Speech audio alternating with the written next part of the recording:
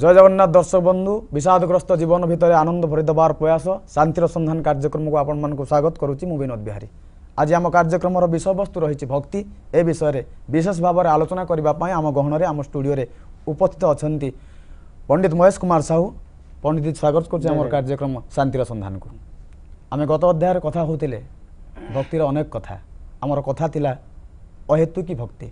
ये अहेतुकी भक्ति कहले आम कौन बुझा ए विषय आज विस्तृत भाव में कथा आपन रखंतु। जय जगन्नाथ। अहेतुकी भक्ति अर्थ हला जहा जोठी कामनार कौन सी गंध रहिबो नाही। आज्ञा अर्थात भगवान को पाखरे बिना शर्तरे समर्पित हबार भावनार अन्य नाम होची अहेतुकी भक्ति। जोठी माने भोजन शयन गमन सबुठी केवल भक्ति प्राण अर्थात भगवान ही स्मरण हेबे ताहा होची अहेतुकी भक्ति। अर्थात मु आपनक पाखरे पूर्ण समर्पित जो कथा भगवत गीता रे कहा गला जे सर्वधर्मान परित्यज्य मामेकम शरणं व्रज अहम त्वाम सर्व पापेभ्य मोक्षयिष्यामि मां शुचः। अर्थात अहेतुकी भक्ति राज्य रे आज्ञा तर्क रहिबो नाही। मु भगवान को ऊपरे भगवान को लीला भगवान को धाम भगवान को गुण भगवान को कीर्तन ये कौन सी जगार तर्क रहिबनी कामना रहिबनी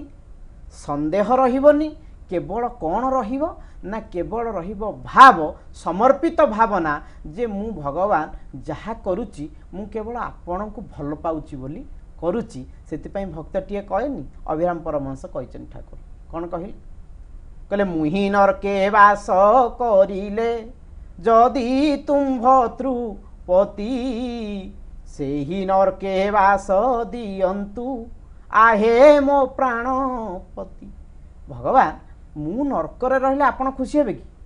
अर्थात एठी भक्त ता निजर सुख स्वाच्छंद्य कथा चिंता करे नहीं एवं से कहा कथा चिंता करे ना ध्येय कथा चिंता करे सीए साध्य कथा चिंता करे अर्थात भगवान कथा चिंता करे। प्रभु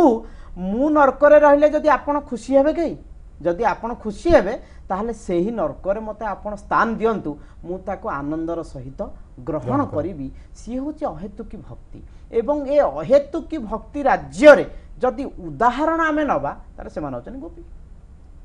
जेतेबेले भगवान कृष्ण को पचरा गला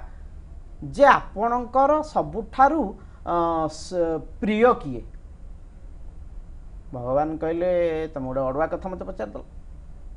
कारण सेपटे जदि नंद यशोदा मोर प्रिय बोली कहूची एपटे वसुदेव देवकी मुह फुलेकिरी बसन। आज्ञा जदि सेपटे मु कहि दउची जे मोर मथुरा नगरीवासी मोर प्रिय सेपटे गोपांगना मानकर गाली गुलज जे काहिरु कौन सी आ मुह मते देखेबा पे राजी होना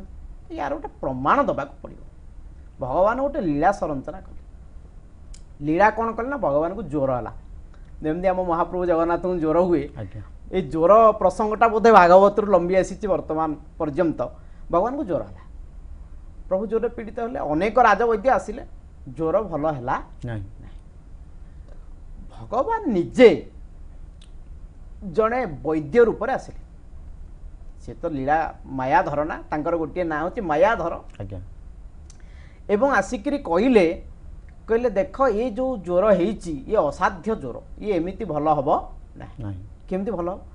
ना कृष्ण को भल पाउथिबा व्यक्ति जदि तांको पादर धूली देवे एवं से धूली को जदि सर्वांगरे लेपन करा जीवो ताला ज्वर भल। नारद पाखे अच्छा नारद तो पचार नारद को दायित्व दिगला नारद कहले बढ़िया दूर कौन जाओ पड़ो भगवान अति प्रेयसी होती अष्टपाटवंशी जी भगवान को प्राण ठारू मध्य अधिक भल पाती पचार कहले तुम मैंने धूली दौना पादर धूली दियो भगवान कष्ट लाग हम हाथ जोड़ी देल अष्टपाटवंशी कहले प्रथम आमर स्वामी तृतीय से भगवान आम पादर धूली देवु कौन नरकरे रहिया पापरे भागी हवा तमें आउ जहाँ कथा कहूच कुह कि पादर धूली आम दे पारू ना चलले नारद कृष्ण पचारे नारद पचारे नारद को पचारे कृष्ण कह नारद कौन है ना आज्ञा फेलुअर प्रोजेक्ट है आपण को अष्टपाटवंशी देलेनी कहले शुण तुम गोटे जगह को जाओ पाइब ना कौटी ना वृंदावन को जाओ कौन से वृंदावन ना से वृंदावन हूँ प्रेम वृंदावन से भागवतर स्तुति कले कले वंदे नंदव्रज स्त्रीणां पादरेणुमभीक्षसं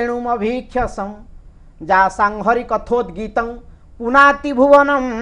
त्रय भगवान व्यासदेव कहले वृंदावन रे गोपांगना मानकर से पदरेणु को मु स्तुति करुछि वाह से पदर जो केते धन्य केते पवित्र पहुँची गले नारद खबर चारिआडे व्यापी गला कृष्ण को जर होइछि किछि घंटा बाड़िया हैनी हुइसिली मरा हैनी केही काहाकू डाकी नाहंती या ना होछि अहेतुकी भक्ति समस्त एकाठी हे गले खबरटा कौन थिला ना आमर जी प्रियतम तांकर देह खराब तांकर ज्वर होइछि आ तांको पाखरु दूत आछंती कोन आमे करि परिबु नारद तमे को जदि तांको ज्वर पाई आमको मरिबाकू हुए ताहले भी आमे मरिबा पाई प्रस्तुत अछु आमे कोन करिबु आमको बाट बता आम कृष्ण भल हवा दरकार नारद कहले विशेष किछि करिबार नाही वैद्य कहिचंती जिए तांको अधिक भल पाउथिबा आ ता पादर धूली जदि कृष्ण को देहरे बोला जिवो ताहले सिए भल होई जे कहले एई कथा तो केतुटा गामुछा आनिच कह कहले माने ना आमे मु भाबुचु आमे ये जो अभिमान आमे भाबुचु आम ठारू कृष्ण को अधिक कहीं भल आ पाई पारु नथिबे ये होची अहेतुक भक्तिर लक्षण अर्थात मु मो प्रभु को जते भल पाए आउ बोधे कहीं एते भल पांतिनी अभिमानटा खराब किंतु भगवान को भल पाइबार अभिमानटा एटी मंगल सूचक भाव में शास्त्र मुदित करिचंती शास्त्र कहिचंती एवं समस्ते एते धूली देले जे तांको नबा पई असुविधा हला एवं धूली बोला हला कृष्ण भल हेले अतएव उदाहरण द्वारा साधित करैले कथा को सिद्धांत करैले भगवान कृष्ण जे गोपी मानक अपेक्षा आउ अधिक भल मते केही पाई पारंतिनी सेति पई नारद तांकर भक्ति शास्त्र जो नारदीय भक्ति सूत्र दुईटा भक्ति सूत्र भारत वर्ष लिखा है गोटे है नारदीय भक्ति सूत्र जो 84 सूत्र आउ गोटे सांडिल्य भक्ति सूत्र जो 100 सूत्र एवं नारद तांको भक्ति सूत्र रे कहिले भक्ति जदि करिवो ताहले जथा गोपिका नाम तांकर एभली सूत्र कहले जथा गोपिका नाम जदि भक्ति करिवार अछि प्रेम करिवार अछि भल पाइबार अछि ताहले गोपी मानक भली भल पाओ ता ना होछि अहेतुक भक्ति एई अहेतुकी भक्ति द्वारा आउ कोन के पाइचंती पुराण शास्त्र विषय आउ कोन कहंती अहेतुकी भक्ति द्वारा अनेक भक्तंकर आमे उदाहरण नै परिबा जेमिति आपण देखंतु अहेतुकी भक्ति किए पाइले ना पाइले गोपी मान आपण अहेतुकी भक्तिटा गोपी मानक छड़ा आउ कहार उदाहरण नेले तो बलिष्ठ हो परिबो नहीं कारण जो अहेतुकी भक्ति राज्य से जो भक्ति राज्यर प्रथम पाहाच कौन प्रथम पाहाच है आदौ श्रद्धा आक श्रद्धा तत्व साधु संग तापर सत्संग करिवे एवं सत्संग करि सारिला परे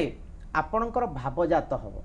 एवं से जो भावजात हबो से भावजात हवा पई क्रम हैला लौकिक उदाहरण दिया जाइछि जेमिति